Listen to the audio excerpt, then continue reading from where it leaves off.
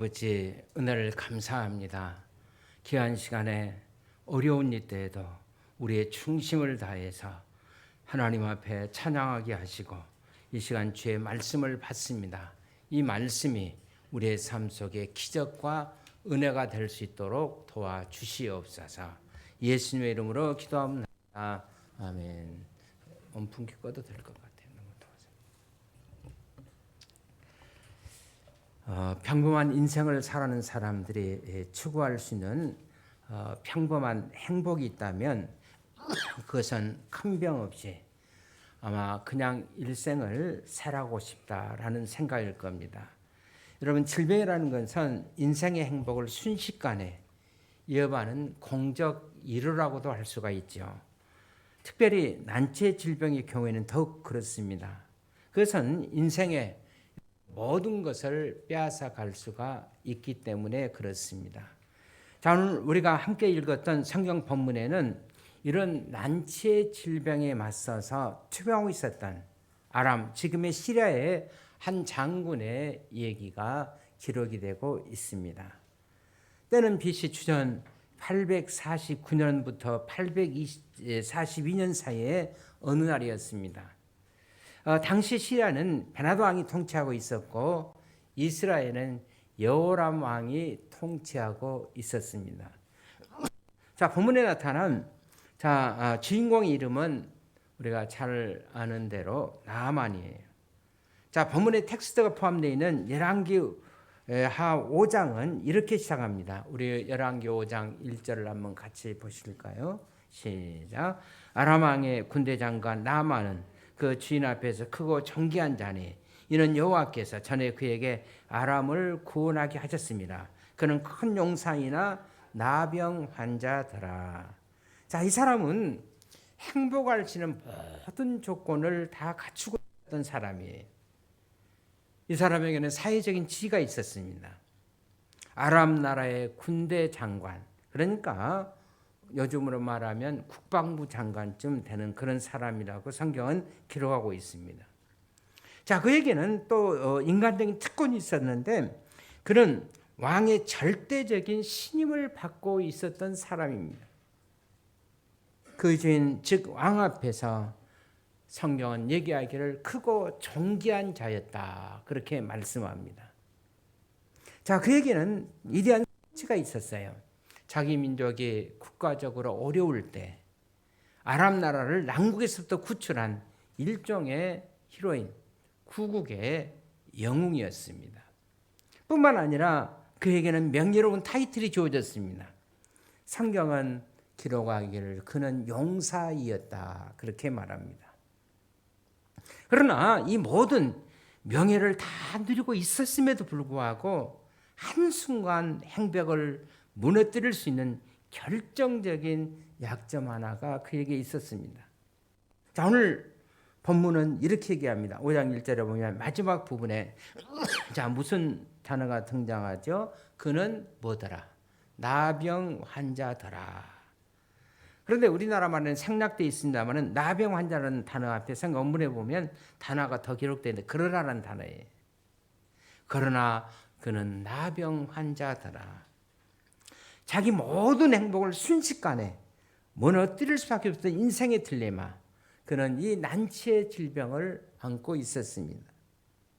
여러분, 나병 지금도 어려운 병이지만은 당시에는 이 병을 얻으면 거의 사형 선고나 다름없는 것과 같았습니다. 그는 그런 나병 환자였어요. 이제 그가 기다릴 수 있었던 유일한 한 가지 희망이 있다면 그것은 그에게 치유의 기적이 일어난 것뿐이었습니다. 그런데 어느 날 그는 뜻밖의 사람을 통해서 뜻밖의 굿뉴스, 좋은 소식을 접합니다. 이스라엘과 전쟁할 때 시리아가 이스라엘에 잡아왔던 전쟁 포로 가운데 하녀, 어린 소녀가 있었어요. 그 하녀가 어느 날 이제 그 주인 앞에 나와서 이런 소식을 전달해 줍니다. 5장 2절을 보실까요? 시작. 전에 아람 사람이 떼를 지어 나가서 이스라엘 땅에서 어린 소녀 하나를 사로잡음에 그가 나만의 아내에게 수종들더니. 자, 이 소녀 어린 하인 종이 들려줬던 좋은 소식이 뭔가? 바로 3절에 나와 있습니다. 같이 보자. 시작. 그 주인에게 이르되 우리 주인이 사마리아에 계신 선지 앞에 계셨으면 좋겠나이다. 그가 그 나병을 고치리라 하는지라. 자, 이 어린 소녀가 그렇게 얘기한 거예요. 제가 있었던 이스라엘 땅의 사마리아에 엘리사라고 하는 선지자가 있습니다. 그는 하나님께서 크게 쓰시는 선지자인데 그분 앞에 가면 병이 고쳐질 것입니다. 여러분, 얼마나 좋은 소식이에요. 그래서 이 사람은 치유받기 위해서 이제 여장을 끊고 엘리사 선장에 있는 이스라엘로 출발을 합니다. 그리고 어떻게 되었을까? 우리 한국 사람들은 성질이 급하니까 저도 그냥 결론부터 말씀드리고 설교하려고 합니다. 여러분들이 고민하지 않도록. 결론부터 말씀드리면 해피엔딩으로 끝나요. 자, 그는 결국은 치유받고 돌아옵니다. 다시 말하면 그는 구원을 받고 이제 돌아옵니다. 그러나 오늘 본문을 계속해서 여러분들이 보시면, 자, 본문의 초점은, 자, 그가 치유를 받았다. 이 사실을 단순히 거기만 보도하고 있는 것이 아니라 그에게 치유되지 못할 뻔한 위기가 그에게 있었다는, 거기에 오늘 본문은 초점을 맞춰주시고 있습니다. 그리고 그것을 계속해서 설명해 주시고 있습니다. 하마터라면 치료받지 못할 뻔했던 위기, 그 위기가 뭐냐면 이 나만이라는 사람에게는 오해가 있었기 때문입니다. 저는 이 오해가 매우 중요한 의미를 갖는다고 생각합니다. 왜냐하면 오늘날 우리 시대에도 자기 죄 문제를 해결하고 구원을 받고 내 인생의 변화를 추구하고 내 삶이 달라졌으면 좋겠다는 생각으로 하나님의 구원을 찾고 있는 구자들이 오늘 성경에 기록되어 있는 나만과 같은 이런 동일한 오해를 갖고 살아가고 있기 때문입니다. 우리가 이 오해를 풀지 못한다면 하마터라면 나만이 구원받지 못할 뻔했던 것처럼 우리도 구도자로서 우리가 극복해야 할 이 오해를 풀어야 합니다. 그렇다면 우리가 극복할 이 오해의 정체가 뭔가? 첫째는 이 오해는 메시지보다도 메신저가 더 중요하다고 나만이 생각했기 때문에 그런 오해를 가지고 있었어요. 여러분, 병자에게 필요한 메시지가 뭐라고 생각합니까? 어떻게 병을 고치나?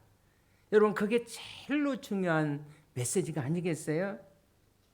자, 나만에게 그 메시지가 주어졌습니까? 주어지지 않았습니까? 주어졌어요. 오늘 10절에 있는 말씀을 보시기를 바랍니다. 시작. 엘리사가 사자에게 그에게 보내 이르되 너는 가서 요단강의 몸을 7번 씻으라. 내 살에 회복되어 깨끗하리 하는지라. 자, 요단강에 가서 몸을 몇 번 씻으면? 7번을 씻으면, 그러면 자, 이 나병이 어때요? 깨끗해지리라. 이런 메시지를 받았어요. 자, 이렇게 하면 살고, 자, 이렇게 하면 치유가 된다는 메시지가 그에게 주어졌습니다. 그런데 왜 나만이 이 메시지를 받지 못할 뻔했는가? 그것은 메신저 때문에 그렇습니다. 메시지를 전한 사람에게 그만 나만이 마음이 상하고 말았어요. 그래서 이 처방의 메시지를 안고 그는 실행해 보지도 않고 오늘 성경에서 보신 대로 그냥 돌아가려고 했어요. 자, 9절을 우리 한번 같이 보실까요? 시작. 나만이 이의 말들과 병거들을 거느리고 이르러 엘리사의 집 문에 서니. 여러분, 한 나라에 지금은 나병 환자이지만은 기세 등등했던 장관이 아닙니까? 그가 자신의 병을 치유받기 위해서 먼 거리 여행을 통해서 드디어 엘리사의 집 문 밖에 이제 도착했어요. 그런데 여러분 10절의 말씀을 다시 한번 보시기를 바랍니다. 시작. 엘리사가 사자를 그에게 보내 이르되 너는 가서 요단강에 몸을 7번 씻으라. 내 살이 회복되어 깨끗하게 하리라 하신지라. 자, 엘리사는 지금 문 밖에 나와보지도 않았습니다.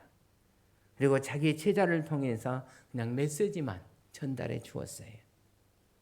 자, 그 메시지가 뭐예요? 요단강에 가서 몸을 7번 씻으면 하게 치유된다는 그런 메시지. 자, 이 메시지를 받았던 나만이 아니 나를 무시해 아마 열을 받았던 것 같아요. 그래서 성경에 보면 그는 화를 냈다 그렇게 기록합니다. 11절에 보십시다. 시작. 나만이 노하여 물러가며 이르되 내 생각에는 그가 내게로 나와서서 그의 하나님 여호와 이름을 부르고 그의 손을 그 부위에 흔들어 나병을 고칠까 하였더라. 그러면서 12절은 어떻게 말합니까? 우리나라에는 요단보다도 훨씬 더 수질이 좋은 이런 강들이 있는데 그냥 이 메시지를 받고 나만이 열받아가지고 돌아가려고 그랬어요. 나만은 엘리사 선지자가 자기를 개무시한다고 그렇게 생각했던 것 같아요. 그래서 마음이 상해버린 거예요. 여러분 혹시 이것이 오늘날 우리가 살아가고 있는 우리들의 문제가 아닌지, 자, 이 시대에 우리가 살고 있는 사람들의 죄의 문제, 혹은 이 죄에서부터 나를 구원할 수 있는 구원에 관해서 하나님은 명백한 처방의 메시지를 우리에게 허락해 주셨습니다. 자, 이 시대의 모든 사람들이 찾고 있는 구원, 나도 구원받고 싶다, 내 인생이 좀 더 새로워지고 싶은 사람, 그리고 변화를 받고 싶은 사람, 그리고 인생의 깊은 문제를 해결하고 싶은 사람들에게 하나님은 구원의 처방의 메시지를 주셨어요. 우리가 너무나도 잘 알고 있는 메시지입니다. 주 예수를 믿으라. 그 다음에 뭐죠?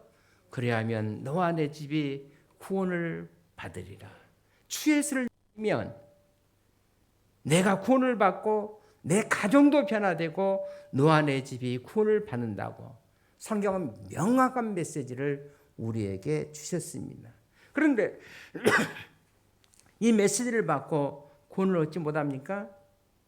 자, 사람들이, 자, 메시지를 전하는 사람들이 마음이 안 들거든요. 그래서 주변에 있는 교인들을 보니까 교인들도 마음이 안 들고, 심지어는 목사까지도 마음이 안 들고, 저도 목사이지만 참 이상한 목사들도 많아요. 사실은 저도 제가 마음에 안 들 때가 종종 있어요. 어지간하면 여러분 이런 얘기가 생겨났겠습니까? 어떤 교인이 죽어서 천국 갔다고 합니다. 계속 성도들이 천국에 도착 올 때마다 예수님께서 일어나서 참 수고했다고 위로해 주고 그냥 축복해 주었습니다. 그런데 어느 날 자, 목사 한 사람, 김상희 같은 목사 한 사람이 도착하자마자 보호자에서 앉았던 예수님께 벌떡 일어나시더래요. 그러더니 내려가서 안아주시고 너무너무 기뻐하시면서, 그러니까 이 장면을 본 성도들이 좀 열받았다고 합니다.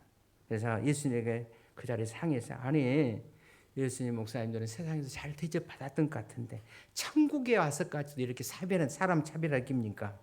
그랬더니 목사님이 예수님이 교인들에게 그렇게 말했대요. 내가 오해하였도다. 하도 오랜만에 목사 하나가 도착하니까 내가 안 일었을 수가 없지 않냐. 여러분 목사라고 천국 간 거 아니에요. 여러분 목사가 타락하면 저는 술집 한다는 얘기를 들었습니다. 사실 여러분 예수님 당시에도 잘못된 종교 지도자들이 굉장히 많이 있었어요. 예수님은 그들을 거짓 선자라고. 그래서 예수님께서는 그들을 신랄하게 책망했던 것들을 봅니다. 예수님 당시에 하나님을 잘 믿고 있었던, 여러분 신앙을 대표하고 있었던 종교자 지도자들의 계급 가운데 바리새인들이라는 사람이 있었어요. 자, 예수님의 신랄한 공격과 도전은 바로 그 바리새인들에게 강하게 퍼부어졌습니다. 마태복음 23장 3절에 보면 예수님께서 오늘 바리새인들에게 이런 말씀을 하십니다. 저들이 말하는 바는 행하고 지키되 저들의 행위는 본받지 말라 그랬어요. 자, 바리새인들이 말하는 말은 행하고 지키되 저들의 잘못된 행위는 본받지 말라는 거예요. 자, 우리는 여기 주목해야 할 사건이 하나 있습니다. 조심해야 할 것이 하나 있어요. 예수님은 저들의 행위를 본받지 말라고만 하신 거예요. 앞서서 이런 말씀을 저들의 말하는 것은 지키라는 거예요. 저들의 말하는 것은 행하라는 거예요. 그들이 전하는 메시지가 바른 메시지였다면 그 메시지를 지키는 것이 옳지 않겠느냐. 너희들이 메시지를 전한 사람 때문에 실망해서 만약에 메시지를 포기하겠다면 그것은 바로 너희들에게 손해가 된 거예요. 여기서 예수님께서는 메시지와 메신저를 구별하는 우리에게 지혜를 강조해 주시고 있다고 생각합니다. 자, 오늘 본문 엘리사의 경우 그 행동이 여러분 지탄받을 만한 것이라고 여러분 생각되어지십니까? 자, 지금 집 밖에 나가서 영접받고 엘리사가 환영했으면 더 좋았겠죠. 그러나 어쩌면 엘리사가 집 밖으로 나가지 않았던 어떤 나름대로의 어떤 저는 의도가 있었으리라고 생각합니다. 그래서 어떤 성경학자들에 의하면 엘리사가 나만을 집 밖에 나가서 영접하지 않았던 이유, 만약에 엘리사가 나가서 나만을 영접하고 그를 기도해 주고 그의 병을 고쳐줬다면 나만은 아마도 엘리사를 어쩌면 신격화 했을지도 모릅니다. 엘리사는 이 사람이 하나님만 의지하고 하나님 메시지만 붙들고 그래서 하나님에 의해서 치료를 받음으로 말미암아 마지막 결과에 있어서 하나님께만 영광을 돌리도록 하기 위해서, 그래서 엘리사가 밖에 나가지 않았다고 주장하는 성경학자들이 많이 있어요. 우리가 엘리사의 이런 속 깊은 마음을 여러분 어떻게 알 수가 있겠어요? 그래서 메신저에서 마음이 상할 수도 있을지 모르죠. 자, 나만에게는 메신저에 대한 어떤 오해가 있었어요. 그러나 이보다 더 중요한 오해가 있었다면, 중요한 것은 여러분 그것을 전달하는 메신저가 문제가 아니라 메시지가 훨씬 더 중요하지 않습니까? 여러분들에게 필요한 것은 뭡니까? 내가 어떻게 변화될 수가 있는가? 내가 어떻게 하면 구원을 받을 수가 있는가? 이런 메시지에 여러분들이 집중할 수 있기를 바랍니다. 메신저의 어떤 실망이나 전달하는 사람들의 어떤 실망이나 이세에 볼 수 있는 교인들의 오류나 그런 병리 현상 때문에 우리에게 가장 중요한 구원의 메시지, 생명의 메시지, 희망을 전달하는 메시지를 범하는 우려를 범하지 않기를 바랍니다. 하마터면 나만이 치료받지 못하고 그 자리를 떠나갈 수 있었던 얘기. 자, 두 번째 오해가 있습니다. 그것은 하나님의 처방보다도 자기의 처방은 훨씬 더 그런 중요하게 생각했어요. 오늘 11절에 있는 말씀을 보시기를 바랍니다. 같이 한번 보실까요? 시작. 나만이 노하여 물러가며 이르되 내 생각에는 그가 내게로 나와 서서 그의 하나님 여호와 이름을 부르고 그의 손을 그의 부위에 흔들어 나병을 고칠까 하였도다. 자, 나만이 분노하면서 물러가면서 하는 말 중에서 가장 중요한 단어 하나가 등장해요. 뭡니까? 내 생각이라는 단어예요.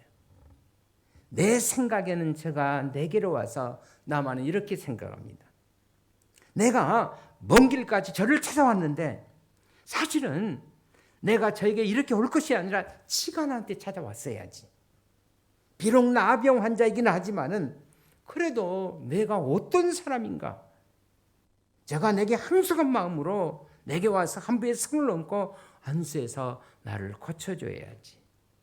지금 이 사람은 여러분 환자예요. 그리고 엘리야를 통한 치유를 기대하고 있습니다. 그런데 지금 그가 뭐하고 있는 거예요? 환자가 의사에게 지금 처방하고 있는 모습입니다. 그래서 하나님, 내 생각에는 내가 이렇게 하면 나을 것 같습니다. 이렇게 처방해 주시죠. 여러분, 환자가 의사에게 지시하고 있는 모습 상상해 보십시오. 혹시 우리가 그런 상황은 아닌지.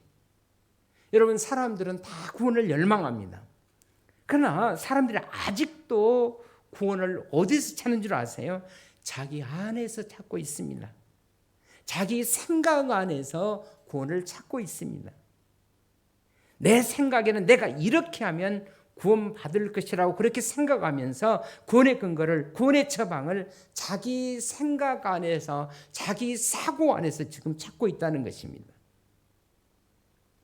종교학자들은 세상의 모든 종교를 크게 두 가지로 나눕니다. 하나는 이성 종교이고 또 하나는 계시 종교라고 말합니다. 여러분, 이성 종교는 자기 이성에서부터 출발한 것이고, 내가 어떻게 하면 내가 구원을 받을까의 문제에 대해서 내 생각에는, 내 철학에는, 내가 공부한 것들에 의하면, 내 사고에는, 내가 발견한 것에 의하면, 그래서 자기 이성에서부터 신앙을 출발합니다. 그러나 여러분, 기독교는 이성의 종교가 아니에요. 그렇다고 기독교가 여러분 이성을 무시하는 것도 아닙니다. 기독교는 반이성주의가 아닙니다. 그렇다고 기독교는 이성의 불필요성을 주장하지도 않습니다. 기독교는 이성에 얽매여 있지 않습니다. 기독교는 이성을 넘어서는 겁니다. 그래서 우리는 기독교를 계시의 종교다 그렇게 말합니다. 이 계시라는 얘기는 우리가 리벨레이션이라고 그러잖아요. 뚜껑을 연다는 거예요. 안에 들어가 있는 것은 우리가 알 수가 없어요. 뚜껑을 열어 보여주는 겁니다. 그래서 계시란 말은 하나님께서 우리에게 뚜껑을 열어서 보여준 것처럼 우리가 구원받는 구원의 길을 우리에게 보여주셨다는 겁니다. 여러분, 인간의 이상이 막다른 골목에 도달할 때, 여러분, 인간의 이상이 절망할 때 사람들은 거기에서 구원을 찾지 못합니다. 우리가 그런 얘기 했잖아요. 사람들이 자기 그렇게 의지하는 사람, 막다른 골목에 도달하면 뭐라도 잠다 그러죠. 물에 빠진 사람이. 그냥 넘어갑시다. 그래, 내가 보여줄게. 나를 주신 창조주 하나님, 전능하신 하나님, 그 전지하신 하나님께서 우리에게 다가와서 이렇게 말씀하십니다. 내가 너희들에게 구원의 길을 보여주겠다. 바로 이것이 여러분 계시의 종교예요. 하나님이 우리에게 구원의 길을 보여주셨습니다. 그러면 여러분, 우리가 구원을 받으려면 하나님께로부터 뭘 받아야 돼? 처방을 받아야 되지 않겠어요? 기독교의 처방, 구원의 처방, 그것이 뭡니까? 한마디로 말하면 십자가인 줄로 믿습니다. 그래서 바울은 고린도서 1장 18절에서 자, 십자가의 도, 십자가의 메시지를 가리키면서 이것은 바로 미련한 것이라고 말했어요. 자, 이 십자가의 도가 사람들에게는 미련하게 보이고 있다는 것입니다. 그래서 사람들이 이것을 믿으려고 하잖아요. 하나님은 십자가를 통해서 우리에게 다 보여주시고 있었음에도 불구하고 사람들은 십자가를 믿으려고 하지 않습니다. 그래서 자기 생각대로 나름대로 불교도 가고 유교도 가고 기타 다른 종교들로 갑니다. 예수를 믿으려고 하냐. 왜냐하면 십자가 그것이 미련하게 보이기 때문에. 그러나 십자가에 달려 돌아가신 그 예수 그리스도를 믿으면 우리의 인생이 달라지고 여러분 우리가 구원을 받고 우리의 삶이 새로워지는데, 자, 이것은 사람들이 볼 때는 십자가가 어리석게 보이기 때문이라는 거예요. 성경도 그렇게 말합니다. 십자가의 도는 미련한 것이다. 그러나 다음 구절에서 바울 사도는 이렇게 얘기합니다. 그런데 하나님은 이런 미련한 처방으로 믿는 자들을 구원하시기를 기뻐하셨느니라. 그렇게 말씀하고 있어요. 자, 미련해 보이는 방법. 그러나 달리는 구원받을 수 없었던 우리, 내 철학과 내 이성이 실패하는 그곳에, 그리고 나의 몸부림이 나를 구원하지 못한 내 처자랑과 내 이성이 파산하는 그 마당에 하나님은 우리에게 독생자 아들 예수 그리스도를 우리에게 보내주시고, 그분은 우리의 허물과 죄를 담당하시고 십자가에서 우리의 죄를 담당해서 보배로운 피를 쏟아 흘려주셨던 것입니다. 그리고 하나님께서 이렇게 말씀하십니다. 예수 앞에 나와 그래야 내가 죄 용서함을 받고 그리고 너는 새로운 생명을 살아갈 수가 있다고. 자, 하나님은 이런 미련한 처방으로 믿는 자들을 구원하기를 기뻐하셨다라고 바울 사도는 지금 말씀하고 있는 것입니다. 그런데 아직도 내 생각에 희망을 걸고 있다면 우리에게는 예수 그리스도가 필요가 없을 줄 압니다. 우리를 구원할 수 있나? 여러분 한번 계속 찾아보시길 바랍니다. 사실 많은 사람들이 교회에 나오고 있지만은, 여러분 교회에 나온 사람들 가운데는 교회는 나와 있지만은 예수를 안 믿는 사람들이 많아요. 노미널 크리스찬들이 많습니다. 교회는 나왔어도 사실은 자기를 믿거든요. 교회는 나왔어도 자기 생각 중심으로 살아가거든요. 교회는 나왔어도 성경을 한 번도 제대로 읽지도 않고 성경 말씀을 통해서 하나님의 음성을 듣고자 하기도 하지 않습니다. 교회 나와 앉아 있어도 아직도 생각이를, 내 생각에는 말이야, 얼마나 많은 사람들이 내 생각, 아직도 내 생각에 희망을 걸고 있는지 모릅니다. 여러분, 감리교 운동을 시작한 에슬러가 자신은 이런 사람이었다, 그는 그렇게 고백했습니다. 그는 교회에 나와서도 자기를 믿고 있었어요. 심지어는 선교 사역을 하면서까지도 예수보다도 자기 방법을 더 믿고 있었습니다. 그는 자기는 예수를 잘 믿는다고 생각했습니다. 그러던 어느 날 내가 정말 예수를 믿고 있나, 그런 생각이 들었어요. 선교하는데도 열매가 없습니다. 예수를 의지하는데도 여러분 삶의 열매가 없어요. 그래서 고향 런던에 돌아와서 우연한게 예배 시간이 되었는데, 우연한게 어떤 시골 작은 교회를 참여하게 되는데, 거기에서 목사님이 노마사 1장에 있는 말씀을 차근차근 풀어 가르쳐 주셨습니다. 그때 그는 그 말씀을 듣다가 믿음이 무언가를 그는 깨닫기 시작했어요. 그리고 웨슬러는 지금까지 이렇게 생각했습니다. 내가 열심히 교회 나가니까, 내가 착한 일을 많이 하고, 내가 불쌍한 사람들을 많이 도와줬으니까, 내가 열심히 기도했으니까, 내가 열심히 교회에 봉사했으니까, 그러니까 그는 자신이 구원받은 것으로 그렇게 생각했습니다. 그러나 웨슬러는 시골 작은 교회 목사가 들려주는 그 말씀을 들으면서 깨달은 것은, 자기가 지금까지 믿고 있었던 구원의 근거가 바로 내 자신에게 있었구나, 그것을 깨달았던 거예요. 아직도 무엇을 추구하고 무엇을 위해 몸부림치고 있었던 나, 아직도 모든 것을 자기의 삶에 희망을 걸고 있었던 나. 그러나 장교의 목사가 설교했던 그 말씀에서 그는 놀라운 사실을 깨달은 겁니다. 그래, 내가 몸부림쳐도 나는 나를 구원할 수 없고, 그래서 하나님께서 예수님을 이 땅에 보내신 거구나. 그리고 십자가에 죽으시고 부활하신 거야. 이것이 깨달은 순간 참으로 선교사까지 했던 요한 웨슬러가 십자가에 엎드리면서 이런 고백을 합니다. 오 예수님, 예수여, 내가 정말 진짜 이제 당신을 믿습니다. 그날 밤 그는 일기장에다가 요한 웨슬러는 그렇게 기록했습니다. 내 마음은 이상하게 뜨거워지기 시작했다. 그리고 여러분, 그의 인생은 변화되었습니다. 그가 바로 감리교의 창시자가 되었죠. 바로 그 순간 그는 거듭난 것입니다. 아직도 여러분, 내 생각으로 예수를 믿고 내 생각으로 예수를 찾고 있는 것은 아닌지. 동방박사를 우리가 영어로 와이즘이라는데, 그 미국 사람은 이 말을 잘 이해한다고 그러더라고요. 우리가 자, 지혜로운 사람이 될 수 있었던 것이 뭐냐? 그 대답이 바로 우리가 영어로 얘기하면 와이즈맨이 될 수 있었던 것은 길을 가다가 물었기 때문에.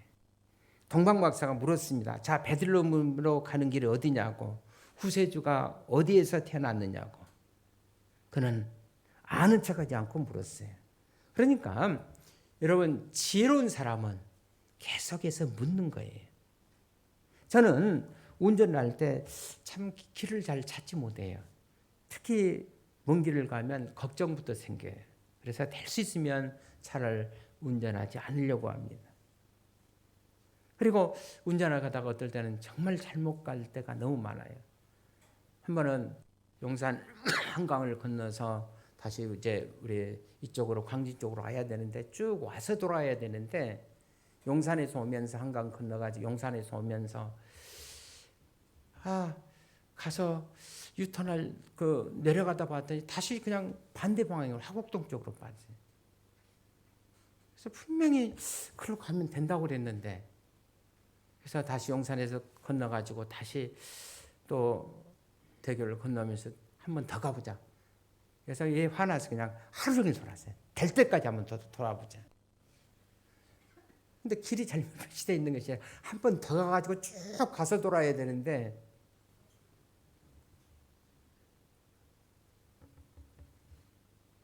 그래서 요새는 먼 길을 떠날 때는 계속해서 하나님 앞에 기도하고 떠납니다. 그리고 제 마음속에 예수님 다음으로 신뢰하는 것이냐면 내비게이션이에요. 아주 예자말을 잘 듣기로 제가 그때부터 작정을 했습니다. 여러분 우리의 인생에 자동차를 세우시고 여러분 모르면 물어보시기를 바랍니다. 성경에 물어보시고 성경을 펴서 물어보시고 하나님의 구원의 처방이 뭔가 성경은 우리에게 십자가라고 그렇게 말합니다. 예, 나만 장군이 치료받지 못하고 여러분 돌아갈 뻔했습니까? 하나님의 처방보다도 나만은 자기의 처방을 더 신뢰했기 때문이었습니다. 여러분 내 처방에 실패했다면 실망했다면 이제는 하나님의 처방 앞에 문을 여시고 여러분 십자가를 바라보시기를 바랍니다. 자, 세 번째로 나만이 치료 못하고 돌아갈 뻔했던 얘기. 그는 문제 해결보다 자기의 신분을 더 중요하게 생각했던 오해 때문이에요. 문제 해결보다도 자기의 신분이 더 중요하다고 생각했던 오해 때문입니다. 자, 11절에 있는 말씀을 우리 한번 같이 보실까요? 시작. 나만이 누하여 물러가며 이르되 내 생각에는 그가 내게로 나와서서 그의 하나님 여호와 이름을 부르고 그의 손을 그 부에 흔들어 나병을 고칠까 하였다. 자, 이렇게 연상하면서 나만이 지금 엘리사 선자의 집 앞에 왔음에도 불구하고 엘리사 선자가 자기를 개무시한다고 생각해서 그만 화가 났어요. 노함이 화가 났습니다. 내 생각에는 자기 생각에는 저가 내게로 와서 성경 그 원문에서 보면 제일 강조된 단어가 내게로라는 단어예요. 이렇게 생각합니다. 저가 내게로 나와. 내가 누구인데 지금 자기 신분을 의식하고 있습니다. 그는 한 나라의 패권 국가의 국방부 장관으로 나라를 결정적이게 구출한 그 나라 사람들의 존경과 신망을 받고 있었던 히어로 영웅이 아닙니까? 그 사람이 어떤 모습으로 찾아옵니까? 5장 5절에 보면 시작. 아람 왕이 이르되 갈지어다. 이제 내가 이스라엘 왕에게 그를 보내리라 하더라. 나만이 곧 떠날새 은 10달란트와 금 6,000개와 의복 10벌을 가지고 가서 은 10달란트 금 6,000개 의복 10벌. 여러분 왜 성경에 여기에 이런 말씀이 기록이 됐을까 생각해 보았어요. 또 어떤 할 일 없는 사람이 이걸 계산해 보니까 한 100만 불이 넘는 돈이었다고 합니다. 이 어마어마한 돈을 가지고 지금 찾아오고 있습니다. 그리고 9절에 있는 말씀해 보시길 바랍니다.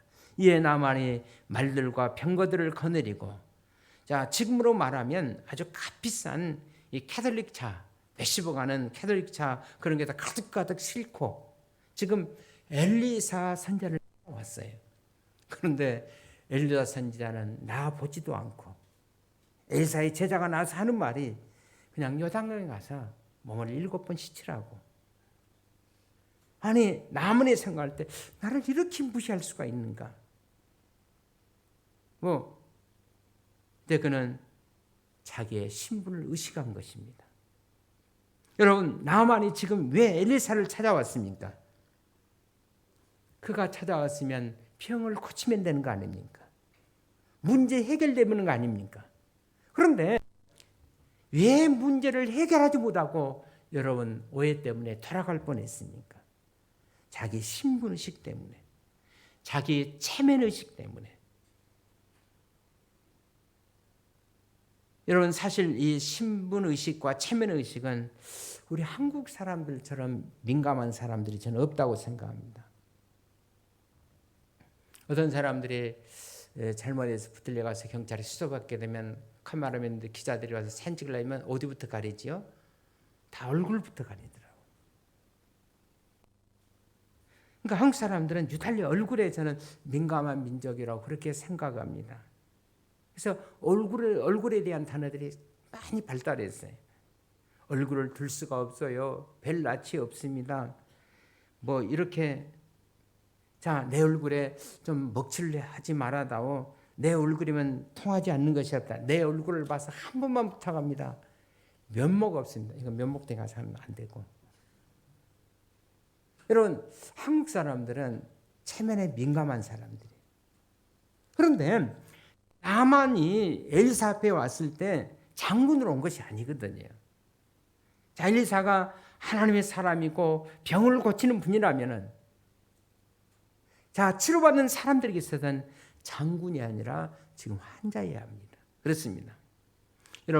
여러분과 제가 하나님 앞에 설 때 내가 의인으로 서는 것이 아니라 죄인으로 서는 거예요. 이것이 바로 여러분과 저의 신분이에요.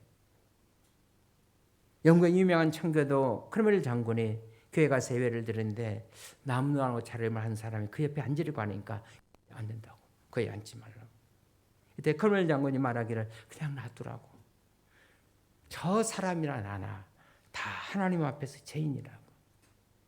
여러분, 미국의 유명한 정치 가운데 데니얼 웹스터라는 분이 있습니다.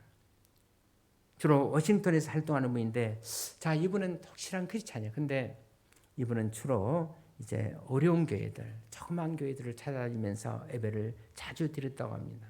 왜냐하면 워싱턴에 큰 교회들도 많고 의리하고 좋은 교회들이 많은데 왜 이렇게 남루한 교회들을 찾아다니면서 예배를 드립니까? 한 번은 어떤 분이 물었습니다. 근데 아주 그는 흥미로운 대답을 했다고 합니다. 자, 내 얼굴이 알려진 그리고 유명한 교회 가서 예배를 드리면 사람들이 나를 의식해서 해서 내게 듣기 좋은 설교만 사람들이 하고 있거든. 그래서 나를 모르는 가서 예배 드리면 내가 꼭 필요한 메시지, 죄인들에게 받아야 할 꼭 필요한 메시지를 내가 받을 수 있었어요. 지금 여러분, 나만의 문제 해결이 뭡니까? 요단강에 가서 어떻게 하라고요? 7번 씻으라고. 여러분, 근데 하필이면 왜 요단강에 가서 몸을 몇 번?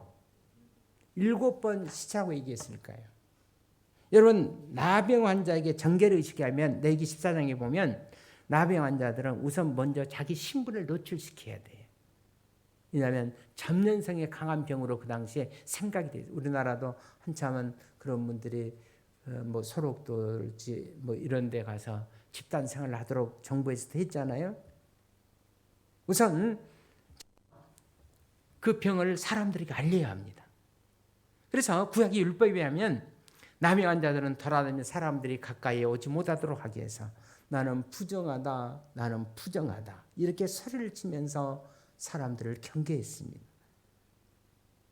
마치 환자가 의사 앞에 자기 아픈 부분을 다 드러내야 하는 것처럼 자기를 다 드러내야 그렇게 했어요. 그 다음에 두 번째로 할 일은 이제 제사장에 가서 이렇게 신고하면 제사장이 속죄의 제물인 특히 이제 뭐 다른 제물도 드립니다만은 새를 잡아서 그 피를 가지고 7번 이제 나병 환자에게 이제 뿌리게 됩니다.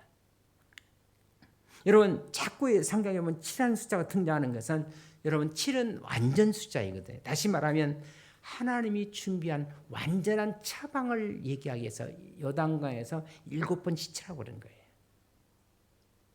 하나님의 처방에 대한 부분적 의탁이 아니라 완전 의탁.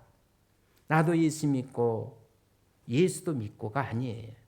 돈도 좀 믿고 나도 좀 믿고 예수도 믿고가 아닙니다.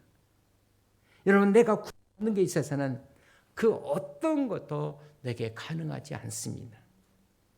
내가 구원받을 수 있는 유일한 길은 하나님의 처방뿐입니다. 나를 위해서 십자가에서 죽으시고 다시 살아나신 예수 그리스도에게 내 전 존재를 다 맡기는 것입니다. 그렇습니다. 예수님만 내가 믿습니다. 자, 나만의 치료는 어떻게 이루어집니까? 다행히 자 나만에게는 아주 좋은 옆에 참모가 있었어요. 좋은 참모가 있었어요. 13절에 있는 말씀을 우리 한번 같이 보실까요? 시작. 그의 종들이 나와서 말하 이르되 내 아버지여 선지자가 당신에게 큰 일을 행하라 말하였다면 행하지 아니하였으리까 하물며 당신에게 이르기를 씻어 깨끗하게 하라 함이니까 아니. 자, 여기 보면 앞에 보면 내 아버지여 그랬어요. 여러분 당시 종들은 자기가 모시고 있었던 주인을 바로 아버지처럼 섬기고 있었다고 합니다. 그래서 여기서 내 아버지 그렇게 말한 것 같아요. 내 아버지 선자가 주인에게 이러이러한 일을 행하라고 지시하였으면 행하지 아니하였겠나이까. 이보다 더 어렵고 힘든 일도 선자가 명하면 얘기했으면 그렇게 했을 것이거늘 무엇이 어려워서 그걸 못한다고 그렇게 얘기하는 겁니까? 저는 참 좋은 참모라고 생각합니다. 여러분 우리가 신앙생활 할 때 여러분 주변에 꼭 좋은 분들을 여러분들이 모시길 바랍니다. 어떤 분들은 보면 내가 힘들어할 때 이론은 뭐들 막 자꾸 저주비슷한 사람 하는 사람. 내가 힘들 때는 긍정적으로 얘기해주고 지금 우리가 부족하면 하나님께서 함께 하시면 하나님께서 우리를 축복하실 수가 있다. 자꾸 일해 주시고 특히 여러분 연말 연시되면 우리가 여러분 더 많이 기도해야 돼요. 왜냐하면 사탄도 그때 풍지피 아닙니까? 잘 회개하지 못하게 하고 새로운 계획 세우지 못하게 하고 해봐야 뭐 말짱 도로먹이고 뭐 어쩌고 뭐 교회는 이득 그런 분들은 평생 가봐 희망이 없어요. 올해는 이쯤에 있으면 내년은 거기서부터 출발해 더 잘할 수 있잖아요. 믿습니까? 나만에게는 좋은 친구가 있었어요. 좋은 참모가 있었습니다. 그리고 나만은 그 참모에게 귀를 기울일 줄 아는 겸손함이 그에게 있었어요. 그래, 내 말이 옳다. 그리고 14절을 어떻게 말합니까? 시작. 나만이 이에 내려가서 하나님의 사람의 말대로 요단강에 가서 7번 몸을 담그니 그의 살이 어린아이 살같이 회복되어 깨끗하게 되었더라. 할렐루야. 그는 물속에 들어가기 전에 여러분 자기가 지금까지 누려왔던 그 계급장을 뗐을 겁니다. 자기의 프라이드의 계급장도 떼고 자기의 자존심의 계급장도 떼고 그는 그 강에 들어가기 위해서 하인들이 보는 앞에서도 참모들이 보는 앞에서도 옷을 벗었을 것입니다. 그는 지금까지 그가 가지고 있었던 여러분 편견의 옷 그는 그걸 벗었어요. 그리고 지금까지 자기 신분을 과시하던 지금까지 자기를 붙들고 있었던 좋은 마차에서 내려왔습니다. 그리고 말씀대로 하나님의 처방 앞에 그는 자기 자신을 던집니다. 그 순간 그가 치유가 되었고 그 순간 그는 구원을 받은 것입니다. 여러분 내게 필요한 이 구원을 위해서 여러분과 제가 가지고 있었던 계급장을 내려놓으셔야 돼요. 그것이 바로 겸손입니다. 내 인생에 여러분 그 좋은 마차에서 내려오실 준비가 되어 있는지 그리고 십자가 앞에서 여러분과 제가 무릎을 꿇을 준비가 되어 있는지 우리 한번 따라합시다. 예수님 당신만을 믿습니다. 여러분들 예수님 당신만을 믿는데 내가 어떻게 더 설교할 수가 있겠어요? 그냥 기도하겠습니다. 하나님 아버지 귀한 말씀 감사합니다. 이 말씀대로 우리의 주님 앞에 우리의 자신을 드리고 예수만을 믿고 삶을 살아갈 수 있도록